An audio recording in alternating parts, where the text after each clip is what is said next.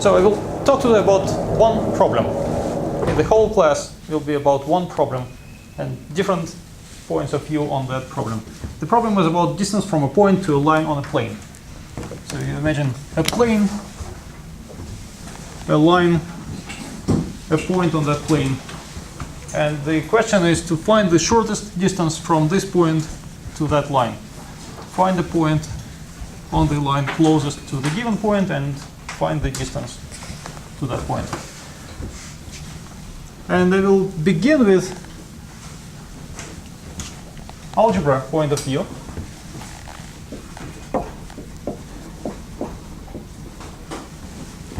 And of course the problem is geometric, so we will have to convert the problem into algebra. And the standard way of converting geometry to algebra is by setting up coordinate system. So you introduce a coordinate system in the plane, and then both the point and the line get a point gets numbers assigned in this coordinate system. So if the point was called P, it gets some numbers assigned. Let's say 5 and 2 to be specific. And a line gets an equation. Y equals, say, 2x plus 3. And now we are in the algebraic setting when you have to find the distance from the point P with coordinates 5, 2 to the line 2x plus 3. How to solve the problem?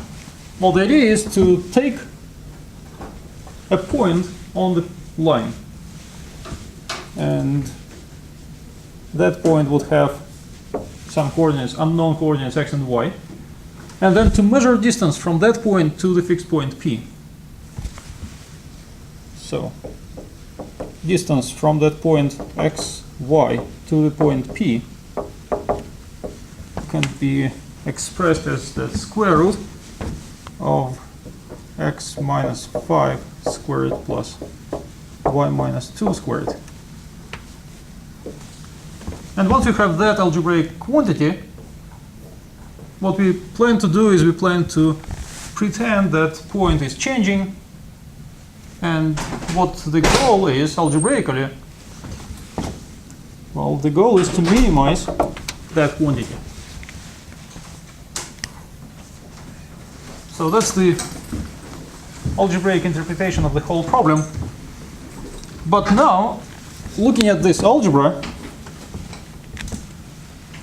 I can solve the problem quickly.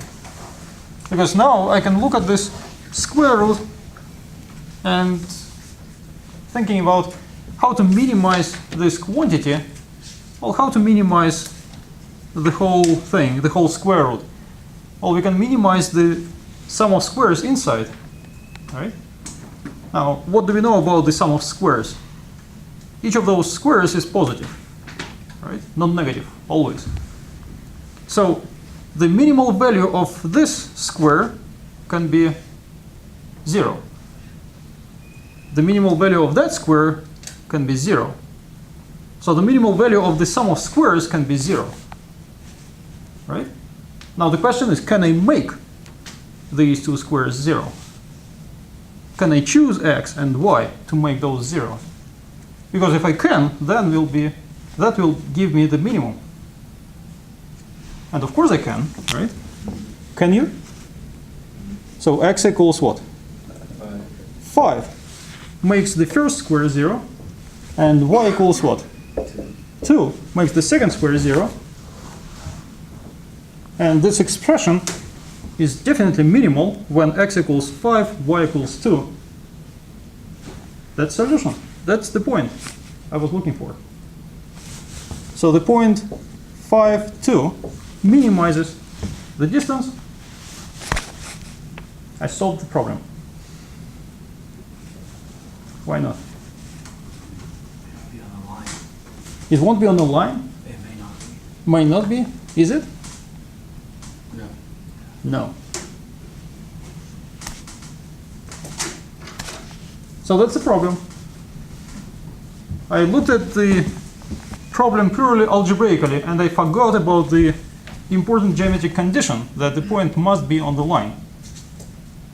So now we have to encode that condition algebraically, because that condition is not yet interpreted.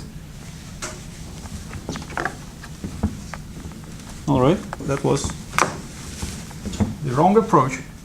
How do we encode that algebraic condition? Well, the equation of a line gives us some algebraic description of a line.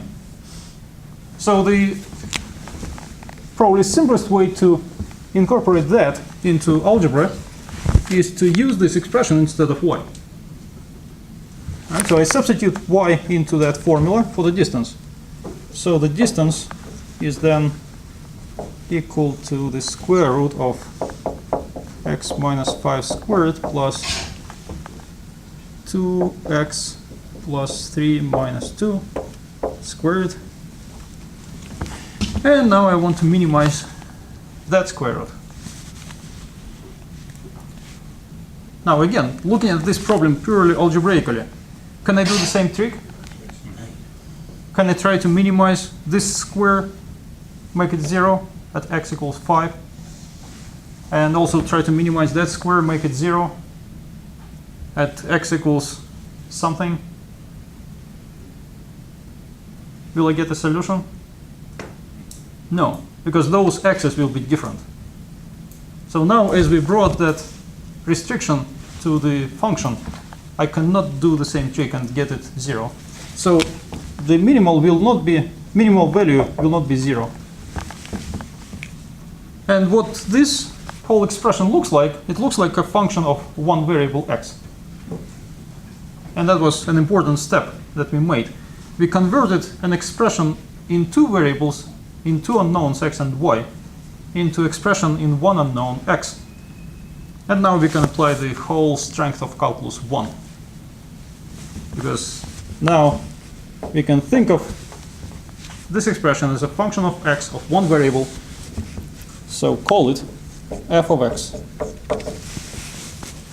And find minimum of a function. And that's standard procedure learned in Calc 1. So what you do is you compute the derivative of that function. You equate that derivative to 0. You solve for x.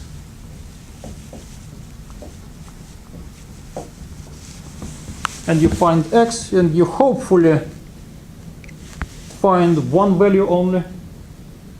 And our geometric intuition supports the idea that the minimal should happen at one point. So you'll find one value solving this equation. And what do you do with that value? You plug it probably there to find y value, and that gives you a point. How do you find the distance?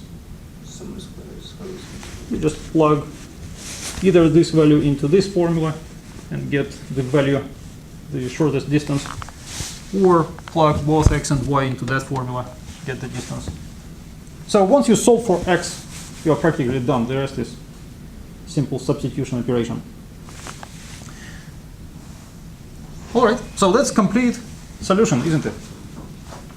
You used a little bit of Calc 1. Any questions?